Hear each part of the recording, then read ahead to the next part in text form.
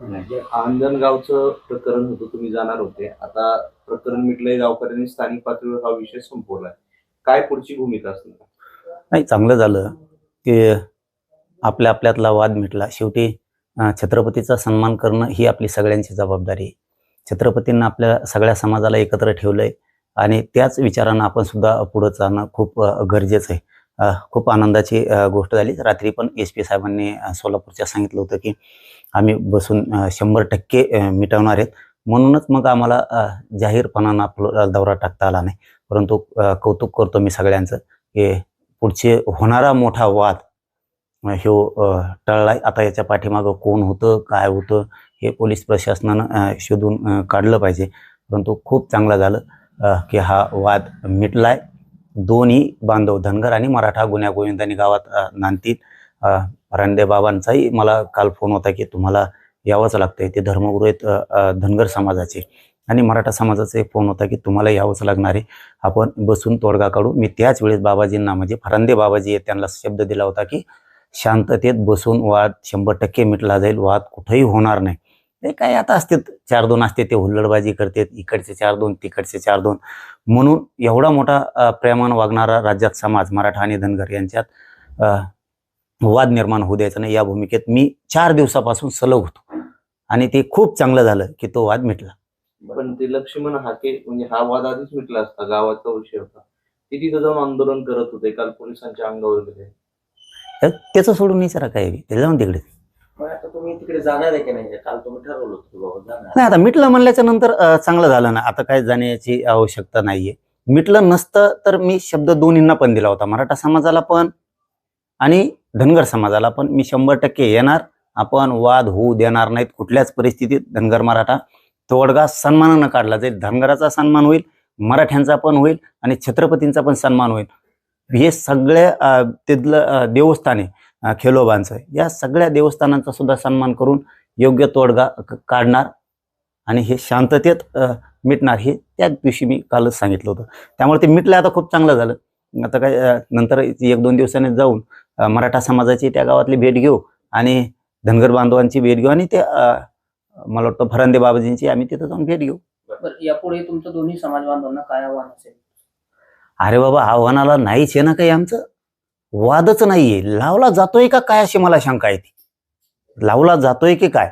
हे पुतळा विकणारा कोण याचा शोध घ्यायला लागणार. मला माहितच नव्हते कोण इथं काय आहेत, कोण पुतळा देतय का कोण घेतय का काय प्रकरण आहे. आता कोणी येणार फोटो काढणार आणि मी त्यांच्यासोबत हे म्हणणार, म्हणजे असे काहीतरी गैरसमज पसरायचे. माझं नाव वापरून विनाकारण मलाही कोणी डाग लावण्याचा प्रयत्न करू नये. दुसरं की वाद होतील अशा ठिकाणी पुतळे उभा करू नका यार. आपल्या राजानं जगासाठी लय केलंय. आपल्या बापानं जे केलं ते कोणालाच नाही करता. होय, आमच्यासाठी प्राण आहेत छत्रपती शिवराय. आमच्या या आयुष्याला किंमतच नाहीये छत्रपती विना. आणि त्या छत्रपतींसाठी जिथं वाद होतील ना, माझं हे प्रामाणिक मत आहे, जिथं वाद होतील तिथं बसूच नका ना. विनाकारण तुम्ही असं वाद होईल अशा ठिकाणी बसवायचं, म्हणजे हे काय. आता मला हे काही षडयंत्रच कळायला तयार नाहीये. काय षडयंत्राला केलं की झाला जातीय दंगली सुरू. परत मराठा समाजाची पोरं आम्हाला फोन करतात की तास असं झालंय. अरे हे काय षडयंत्र आहे का? हेही मराठा समाजानं बघणं खूप गरजेचं आहे. आपल्यापासून दलित मुस्लिम तुटला नाही पाहिजे, आपल्यापासून बहुजन वर्गातला माणूस तुटला नाही पाहिजे, आपल्यापासून धनगर हे सगळे समाज, लमाना समाज, जेवढे समाज आहेत हे समाज तुटले नाही पाहिजेत.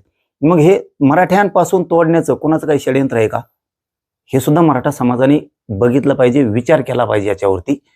आपला राजा आपल्यासाठी प्राण आहे, तिथं कॉम्प्रोमाइजच होऊ शकत नाही. तुम्ही पुतळेही बसवा, हरकत नाही, पण तुम्ही त्याच्या आडून काही कोण करतंय का? आपल्यात तेढ निर्माण करतंय का? मराठ्यांच्या विरोधात दुसऱ्या जाती जात आहेत का? ह्यो घालण्याचा प्रयत्न केला जातोय का? हे कोण करतंय हे पण आपण बघितलं पाहिजे ना. का सगळ्याच या अंगावर घ्यायच्या? हे सुद्धा त्याच्यात खूप मोठं षडयंत्र असू शकतं असं वाटतंय. आणि त्याच्या शोधात मी तर 100% जाणार, 100% जाणार आहे. हे पुतळे देतंय कोण, देणारा कोण, हे लोकांमध्ये गैरसमज काय, कुणीतरी याचा माझ संघ फोटो काढायचा, सांगायचं मी त्यांच्या संघ आहे, मराठ्यात गैरसमज जाणार पुन्हा. कारण बदनाम मी माझा मराठा समाज व्हायला ना, जाणून बुजून लोक बाकीच्या जातीचे लोक म्हणाले हे आमच्या मुद्दाम दारात आणून बसवायला लागले. बसवणारा बसतोय, मराठा समाज नाही बसवत. किंवा आम्ही तसं सांगत पण नाहीत कोणाला की पुतळा इकडं बसवा, पुतळा तिकडं बसवा. मी कधीही कोणाला सांगत नाही, बसाही म्हणत नाही आणि नको पण म्हणत नाही. माझं काम हे गोरगरीब मराठ्यांच्या लेकराला मोठं करणं, त्याला आरक्षण देणं, हे काम मी करतोय. म्हणून मी छत्रपतींचा पुतळा बसवाही म्हणत नाही, नाही पण म्हणत नाही. पण बाहेर मॅसेज वेगळेत अशी मला माहिती मिळाली, बाहेर मॅसेज वेगळेत ही मला माहिती मिळाली. म्हणून मी आता ते शोधात लागलोय की ही टीम कोण आहेत बाबा, पुतळा कोण विकतय, कोण कुठं नेऊन बसवतय, जाणून बुजून हे कुणी बसवलाय, असं काय हाय का याचा शोध घेतोय मी. शंका घेत नाही. कुणी बसवलाय भूमला, कोणी विकणारा हे बघायला लागलं ना. कारण दलित मराठा लागायला लागलं ना विनाकारण. हे विकणारा कोण, बसवणारा कोण हे मला बघणं गरजेचं आहे. कळंबला तसंच झालंय जणू, आता या अंजनगावला पण तसंच झालंय की पुतळा नेऊन बसवायचा आणि मग फोटो लावून द्यायचा. मग आता हे काही षडयंत्र आहे का? मराठ्यांच्या अंगावरती धनगर घालायचा, मुस्लिम दलित घालायचा, हे बघावं लागणार आहे. त्याच्या आडून कुणी हाय का माहिती आता ते घ्यायला लागत.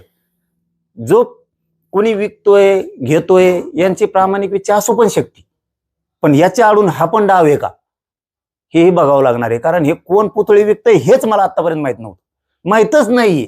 आता त्याची माहिती घेतोय. पुतळी विकणारे कोण, घेणारे कोण, बसवतोय कोण, कशामुळे बसवताय, वाद व्हावा म्हणून का प्रामाणिक इच्छा चांगली आहे म्हणून, हरकत नाही. मग पण शक्यतो माझा हात जोडून म्हणणं आहे सगळ्यांना की तुम्ही वाद होईल अशा ठिकाणी पुतळे बसूच नका. आपल्या राजासाठी गुंठा 2 गुंठे विकत घेऊ, शान केसात मोठं बांधकाम करू आणि मोठाले बसवायचे तर ते 20-30 लाख आले ते ब्राऊनचे का कशाचे ते बसवा, मोठमोठाले बसवा ना. मराठा समाजांनी आपलं दैवत ते बसवायचे ना, चांगले मोठाले बसवा. पण वाद होईल असं कुणी वागू नका, कोणीच. इथून पुढं वाद होतील अशा ठिकाणी पुतळे बसू नका. आणि तुम्हाला तरी बसवायचे असतील तर ती तुमची जबाबदारी. तुम्हाला असं